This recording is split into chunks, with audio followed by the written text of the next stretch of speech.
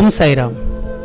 आज फिर से एक बार साई वेब टीवी शिरडी के माध्यम से मैं साई भक्त साई कथाकार प्रवीण मामू ने आपसे फिर से एक बार तीसरे एपिसोड में आपसे रूबरू हूँ। आइए, साई सच्चरित्र में अनेक भक्तों का नाम है। अनेक भक्तों ने बाबा की सेवा की, बाबा का आशीर्वाद प्राप्त किया। उन अनन्य भक्तों में एक ऐसे भी परम भक्त है जिनका नाम गिने चुने साई भक्तों में लिया जाता है, और उनका नाम है दादा साहब खापरडे और उनका पूरा परिवार। बाबा पर बहुत ही प्यार करने वाले दादा साहब खापरडे और उनकी श्रीमती जी, श्रीमती खापरडे जी, जब भी दिल करता तो अमरावती से ये पूरा परिवार बाबा को मिलने के लिए, बाबा का आशीर्वाद प्राप्त करने के लिए अमरावती से शिरडी आता था। 10-10, 15-15 दिन ये पूरा परिवार शिरडी में बाबा के सानिध्य में रहता। बाबा भी दादा साहब खापरडे और उनके परिवार पर बहुत ही प्यार करते थे। एक सुंदर सा एक पारिवारिक नाता बाबा के साथ उनका था। इसी प्रकार एक बार दादा साहब खापरडे सपरिवार सपत्नीक अपने छोटे से बच्चों को लेकर, बेटे को लेकर शिरडी आए थे, और श्रीमती खापरडे जी का विचार था कि मैं शिरडी में 15 दिन तक रहूं, बाबा की सेवा करूं, बाबा का आशीर्वाद प्राप्त करूं। बहुत ही सुंदर दिन थे वो। और श्रीमती खापरडे जी के आग्रह से दादा साहब खापरडे अमरावती से पूरा परिवार सहित शिरडी में आकर रहने लगे। उस वक्त शिरडी में प्लेग की बीमारी, प्लेग की साथ चल रही थी। आए दिन शिरडी में प्लेग के कारण अनेक मौतें हो रही थी। लेकिन इस बीच यह परिवार शिरडी में आकर बाबा की सेवा करने लगा। एक दिन रात को श्रीयुत खापरडे जी का बेटा बुखार से तप गया। बहुत ज्यादा बुखार से उस बेटे को घेर लिया और साथ ही साथ प्लेग का उस पर असर होने लगा। देखिए, बड़ी कठिनाई की रात उस दिन तपते हुए अपने बेटे के सिर पर श्रीमती खापरडे जी ने नमक की पट्टियां रखी। लेकिन प्लेग ऐसी बीमारी है कि आज जैसे कोरोना की बीमारी है, उसी प्रकार प्लेग भी एक संक्रमित बीमारी है, जिसका संक्रमण आए दिन किसी न किसी बच्चे को, बूढ़े व्यक्ति को होता रहता था। जैसे आज कोरोना संक्रमित बीमारी में आती है, जैसे छूने के बाद एक दूसरे को वह विषाणु एक दूसरे में चला जाता है, उसी तरह यह प्लेग की भी बीमारी संक्रमित ही थी। और उस संक्रमित बीमारी का शिकार दादा साहब खापरडे जी का बेटा हो चुका था। रात भर बड़ी विपदा में कटी। उस वक्त श्रीमती खापरडे जी के मन में यह विचार आया कि काश मैं अमरावती से शिरडी नहीं आती तो यह विपदा मेरे बच्चों को झेलनी नहीं पड़ती। शायद इसमें मेरे बेटे की मौत भी हो सकती है।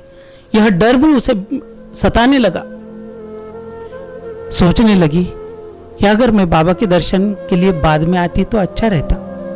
देखिए, त्रिकालदर्शी बाबा को यह ज्ञात हुआ, भूत भविष्य वर्तमान जानने वाले बाबा क्या यह बात नहीं जानते कि उनका बेटा संक्रमित हो चुका है? भक्तवत्सल बाबा सवेरे सवेरे दादा साहब खापरडे जी को मिलने के लिए उनके निवास स्थान पर खुद चले गए। देखिए, भक्तों के लिए प्यार, भक्तों को आशीर्वाद देने की लालसा और भक्तों को अपने हृदय से लगाने की लालसा बाबा को कहां कहां तक खींच कर लेके जाती थी। स्वयं बाबा चले गए हालचाल पूछने के लिए कि अब तुम्हारे बेटे की तबीयत कैसी है। तो दादा साहब खापरडे, श्रीमती खापरडे चिंताक्रांत बैठे थे और सोचने लगे, बाबा को कहने लगे कि बाबा, यहाँ पर आने के बाद ऐसी महाभयानक बीमारी का शिकार मेरा बेटा हो चुका है। तो बाबा ने कहा, श्रीमती खापरडे जी को कहा कि देखो बेटी, आपने तो, आपके मन में तो विचार आए कि शायद मैं नहीं आती तो अच्छा रहता, लेकिन तुम्हारा ये बाबा को सब भक्तों की फिक्र है। आए हुए समस्त भक्तों के, विश्व के समस्त भक्तों की फिक्र इस फकीर को है। शिरडी का फकीर यूं ही सबकी चिंता नहीं करता। मुझे ज्ञात है कि कल रात से तुम्हारे बेटे को बुखार है। देखो, भक्तों का दुख इस बाबा को अपने ऊपर लेना पड़ता है। तुम्हारा बेटा ठीक हुआ है, देख लो एक बार। लेकिन तुम्हारे बेटे की बीमारी इस बूढ़े फकीर ने अपने ऊपर ले ली है। और ऐसा कहकर बाबा ने अपनी कपनी ऊपर कर दी तो बाबा के जांघ में 4 अंडे के आकार के ग्रंथियां थी, प्लेग की ग्रंथि। देखो बेटी, भक्तों का ये प्यार है, ये भक्तों का दुख दर्द ये साईं अपने ऊपर लेता है, क्योंकि मैं सदा भक्तों के बस में हूं। बाबा कहते हैं कि मैं सदा भक्तों के बस में हूं। भक्तों की श्रद्धा ही मुझे अपने पास, सब भक्तों के पास से लेकर जाती है। जो भी भक्त इस साईं को अनन्य भाव से पूजन करता है, इस साईं को ध्याता है, यह साईं दौड़ा दौड़ा उसके पास चला जाता है। दादा साहब, आप सपरिवार शिरडी में आए हो और शिरडी में आने के बाद तुम्हारे परिवार की फिक्र, तुम्हारे परिवार का दायित्व इस बूढ़े फकीर पर आता है। इसलिए चिंता की कोई बात नहीं है। तुम्हारा बेटा सकुशल है। तुम्हारे बेटे की सारी व्याधि इस साईं ने अपने झोली में रख दी है। इस तरह से बाबा ने अनेक भक्तों की सेवा की है। बाबा ने हमेशा कहा है, भूखे को भोजन और प्यासे को पानी, यही है साईं की सच्ची कहानी, यही है साईं बाबा की सच्ची कहानी। आज भी हम सभी भक्तों पर बाबा का अनन्य प्रेम है।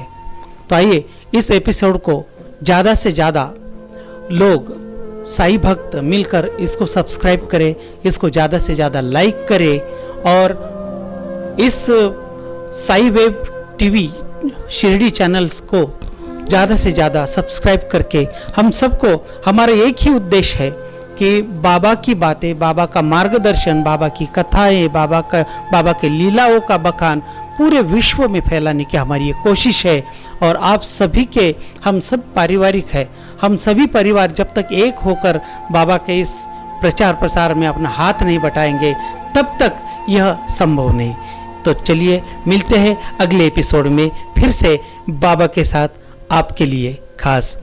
शिरडी से प्रवीण महामुनि। ओम साई राम।